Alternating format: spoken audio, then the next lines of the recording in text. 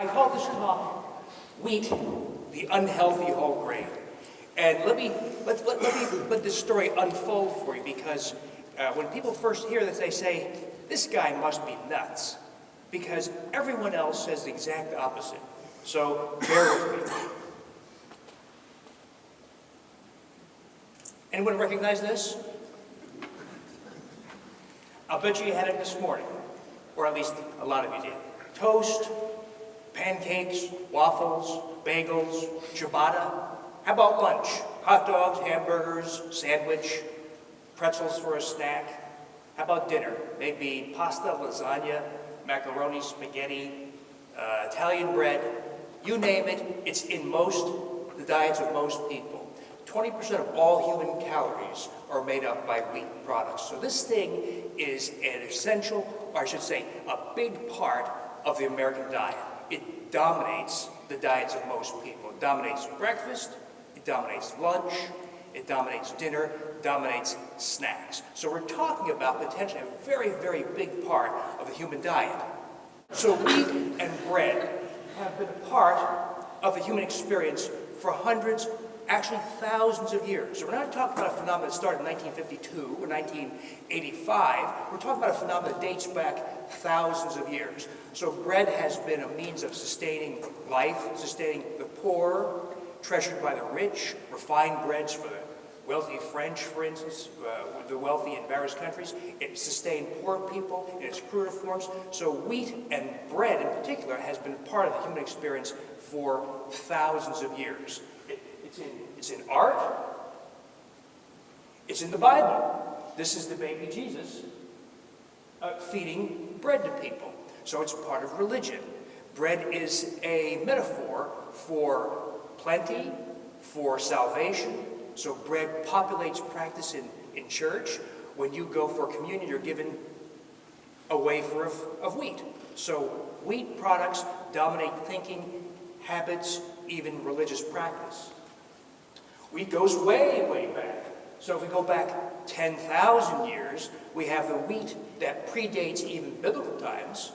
This is pre-Egyptian, pre-Roman Empire, pre-Greek Empire. This is a drawing, a make-believe drawing of what the Natufians did. These are the people who predate Mesopotamia, predate the Babylonians. These are people who were hunter-gatherers.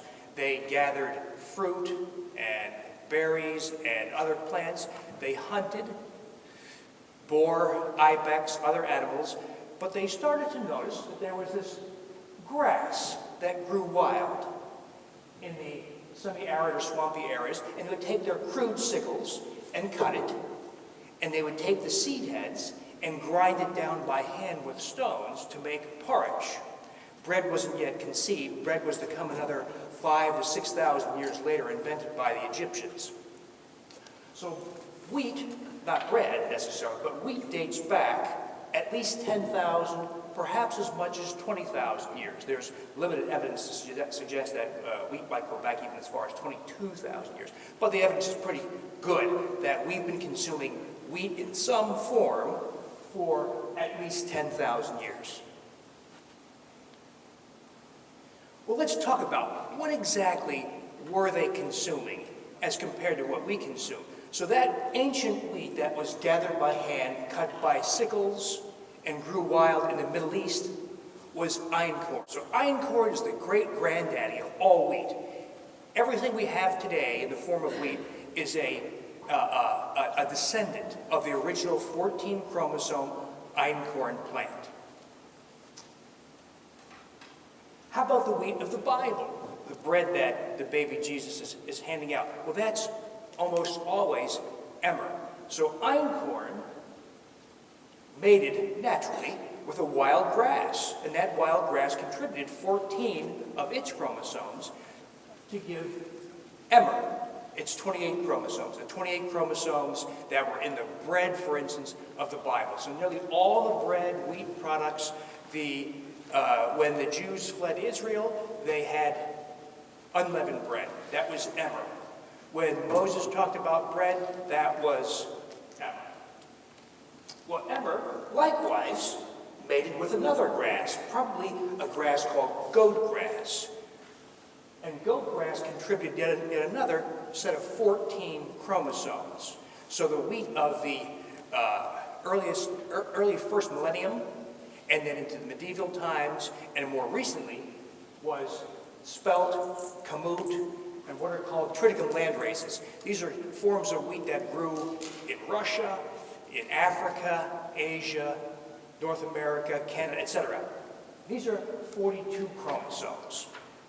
So through the ages, wheat has not always been the same. It has changed considerably. So it's changed so much that we have actual difference in the number of chromosomes. Let's take a representative, nice human woman. How many chromosomes does this young lady have? 46. How about if I compare her chromosomes to an Aboriginal woman wandering semi-naked on the outback of Australia? And she's 4'2" and looks very different. How many chromosomes? 46. How about a woman wandering the jungles of the Brazilian rainforest because she's a member of the Yanomamo tribe? 46. So in other words, despite very, very substantial outward differences in appearance, we all have 46 chromosomes. Wheat varies dramatically in, at least from the perspective of number of chromosomes.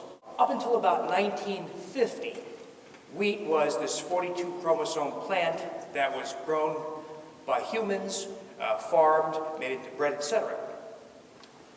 Most of you here are too young to remember these days, but in the 60s, those of us old enough to remember, we were terrified of world population explosion. In other words, everyone was worried that we'd have an explosion in population growth worldwide and we'd have billions of people starving. So there was a great investment in genetics research. Investments by the U.S. government, by other governments, by universities, by foundations, to generate high-yield strains of crops, corn, soy, and wheat. Well, there was a great investment in wheat in particular, and in particular, a lot of this work was done east of Mexico City in a center called the Inwick Center. This, on the right here, is Dr. Norman Borlaug. He's a University of Minnesota-trained geneticist who was quite bright, very hardworking. He devoted his entire career to generating high-yield strains of wheat. Well, you can see they're standing in one of these fields, and this research center was in Mexico because they have a unique environment there where you can grow wheat twice a year. In the lowlands, you can take those seeds, transfer them to the highlands, different rain patterns, different temperature, different day-night cycles, and they generated strains that were extremely hardy and adaptable. They did this tens of thousands of times. Not a few times, but tens of thousands of times. So here you can see, these are grown men, of course.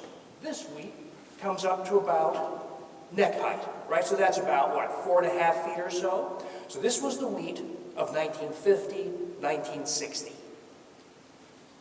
Well, through this extensive work in hybridization, that is taking two plants, crossing them over and over and over. If there's a specific characteristic you want, such as short height, or increased yield, or a larger seed head, or some characteristic, you cross it over and over and over and over till you get the degree of the characteristic you're looking for. Well, here's Dr. Borlaug once again, now 1970. This is the cover of Life magazine. And Dr. Borlaug won the Nobel Peace Prize because he was the man behind the generation of the high-yielding semi-dwarf wheat that stands. You can't see, he's holding wheat he cut, but it's approximately 2 feet high. It's also, you might see, has an unusually thick stem. And the seed head is unusually large. So it does require an extraordinary quantity of nitrate fertilization to generate this very large seed head. But the shorter plant grows faster. There's less waste because you don't have to grow this high. That's all waste, right? And you don't have something called lodging. The form is called lodging when, let's say, a big storm comes through and the wheat does this, and you can't harvest, you can't thresh. So Borlaug was the genius behind generation of the high-yielding semi-dwarf strain. And this thing was indeed high yield. This thing would generate 8, 9, 10 times more than its predecessors. So it was unusually high yield. So this thing was introduced into North America, Asia, India, and they watched yield increase 8, 9, 10-fold. A typical yield in 1960 would have been probably 8, 9 bushels per acre. With this, it's more like 90, 100, 110, even 120 bushels per acre. So incredible increases in yield. So if you're a farmer and you're told we have a new strain of wheat that will give you 10 times more per acre, yeah, you'll have to fertilize a lot more, but how can you refuse? So this was rapidly embraced worldwide in places that were suffering from lack of food, starvation, such as India at the time, Pakistan, rural China. They turned famine into surplus within a year with the introduction of modern high-yielding wheat. That's why Dr. Borlaug was awarded the Nobel Peace Prize. He was called father of the Green Revolution. He was hailed as a hero and held up because he, not quite single-handedly, but he was the driving force, the genius behind generation of this high-yield wheat. So what's the problem here? So that's what is grown worldwide. That's what's grown in Milwaukee, even on Good Hope Road. So it is a very high-yield, very successful plant. I've verified this with the USDA, such as Dr. Gary Falk. He's the chief statistician at the USDA. I asked him, Dr. Falk, what proportion of the world's wheat is now the high-yielding semi-dwarf strain? He says, well, it's at least 99%. Dr. Alan Fritz at Kansas State University, which is a big research university for wheat, I asked him, Dr. Fritz, what proportion of the world's wheat is now the high-yielding semi-dwarf variant? He says, at least 99%.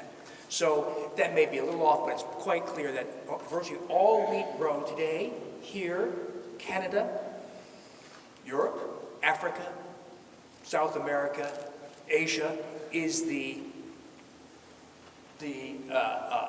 descendant of what Dr. Borlaug developed, the high-yielding semi-dwarf strain. Well, so Dr. Borlaug and colleagues and other geneticists use these multiple crossings, hybridizations, back crossings, crossing wheat with non-wheat grasses. They did all these things to try to manipulate the genetics of this plant. By the way, this all predates genetic modification. The whole notion of gene splicing, genetic engineering, genetic modification, this all predates that. So this is not about genetic modification. By the way, the wheat lobby is quite angry at me. And they say, Dr. Davis says that wheat is genetically modified. It's not genetically modified in the language of the geneticists. It has been changed, yes, but not using gene splicing techniques. They used techniques, Dr. Borlaug and his colleagues and other people, that were far more crude, bizarre, techniques that were worse. Such as the techniques used to make Clearfield wheat. Clearfield is now grown in the Pacific Northwest on about 1 million acres. It's quite successful. It's only been around a few years. Very high yield, but it is unusual in that it is herbicide resistant. So it's resistant to the herbicide Beyond. BASF, the world's largest chemical manufacturer, holds the patent on the Clearfield wheat as well as the Beyond herbicide. So you can spray, you can grow your Clearfield wheat, you can spray your wheat with as much as you want of the Beyond herbicide. You soak your plants with this herbicide. It kills all the weeds, but your wheat survives. How did they get this wheat to be resistant to this herbicide? Well, in their marketing, it says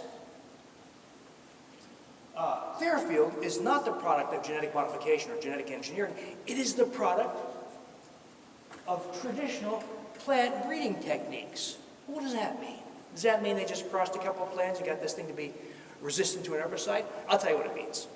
They took high-yielding semi-dwarf wheat, they took the seeds and embryos, and exposed it to a chemical called sodium azide, NaN3.